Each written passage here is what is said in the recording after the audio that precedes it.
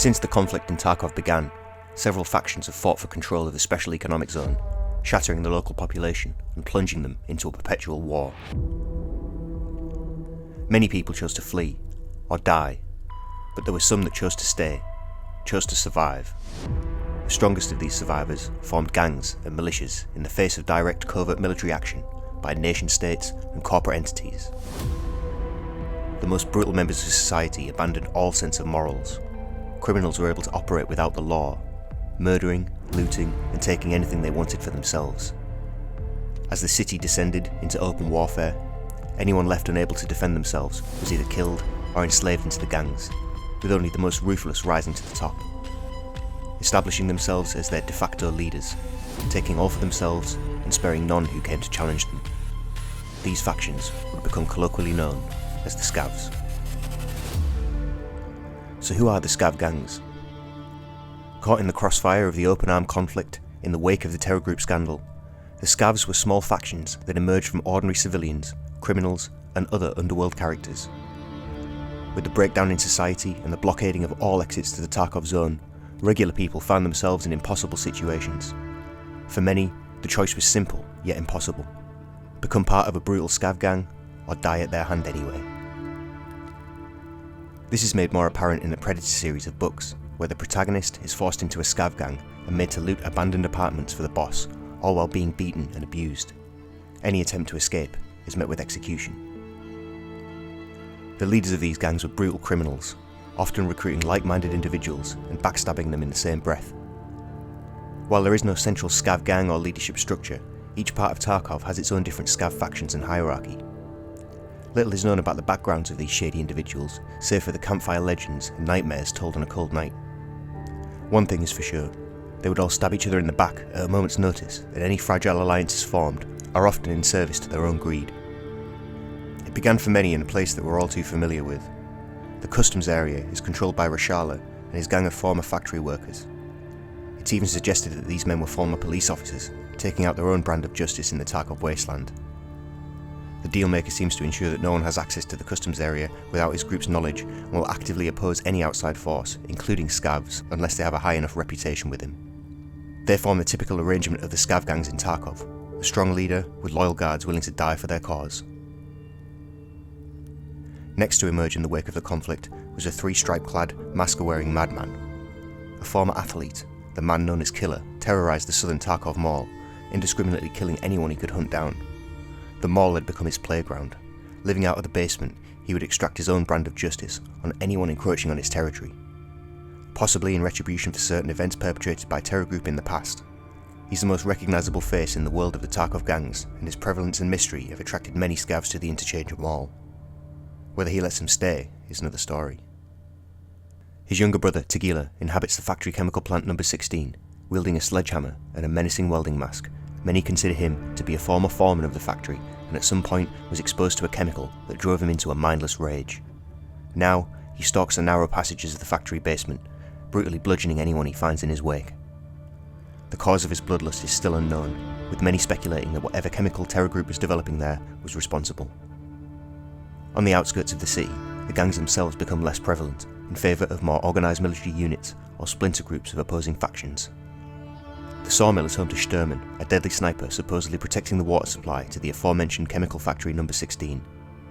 He and his two followers protect this area aggressively, using long-range weapons to engage anyone that attempts to approach the sawmill. The equipment scattered over the area and various bunker entrances indicate that a lot more is going on here at this location than is immediately apparent. They have no clear affiliation to the other gangs, but we can assume that they operate in the typical fashion, killing and looting what they can in order to make more money from the other gangs.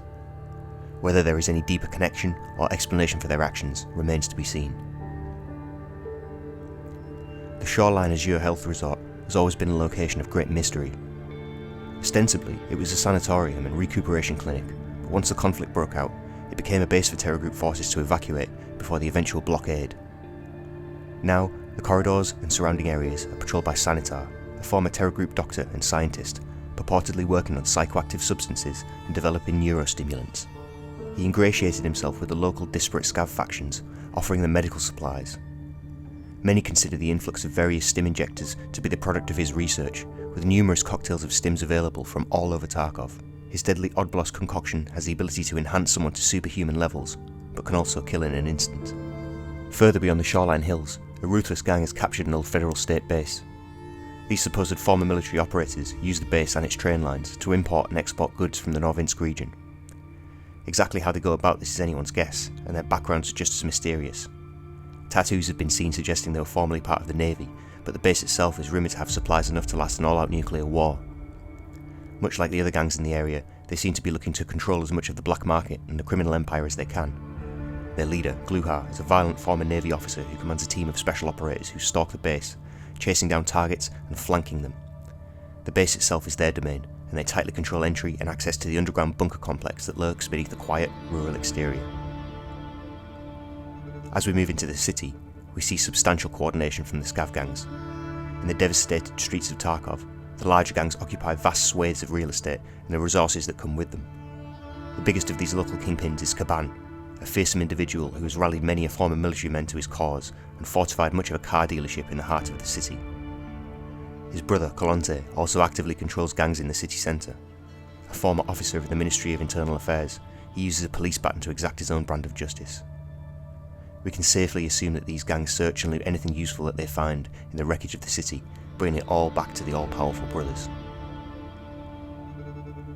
These individuals make up the major players in the Scav gangs of Tarkov. Many have personal relationships, or even family, and will work together in order to achieve similar goals. There have been several notable incidents involving the Scav gangs. The network known as Fence instigated a brief uprising in 2023, using the gangs to blockade the areas inside of the Tarkov zone, inciting regular Scavs to charge a toll of goods to enter specific areas. But this quickly reverted back to their old ways after too much blood was apparently spilled, according to Fence. This uprising seemed to change little in the dynamic between the Scav population and the warring PMC factions. The faction leaders will often come together at certain times to control entire areas, but it wasn't until December of the same year when all of the Scav gang leaders would team up at the Lexus car garage to hijack a shipment of stimulants, a major escalation in their collaboration. Working with Prapor, independent contractors managed to stop the bosses and steal the shipment for themselves, dealing a blow to the Scav gang network. The existence of the Scav gangs in Tarkov is a direct result of the blockade, inevitably resulting in a black market and a vacuum of power that could only be filled by competing elements of the criminal underworld. While there are many other entities in the Tarkov zone that are trying to control the Scav populace for their own means, many of the Scav gangs are simply out for profit and will kill you on sight, even for your cull pack. What happens to these disparate factions in the future is anyone's guess, but if they were to ever form a coherent fighting force, they would be a formidable enemy for the PMC factions to face. Ultimately, each gang is trying to carve out a place for themselves within the Tarkov zone. They will fight amongst themselves in certain situations for power and money, but will also collaborate to maintain a grip on the area. Whether we see any developments in their relationships between the various factions still remains to be seen, but one thing is for sure: they will stab you in the back without a second thought.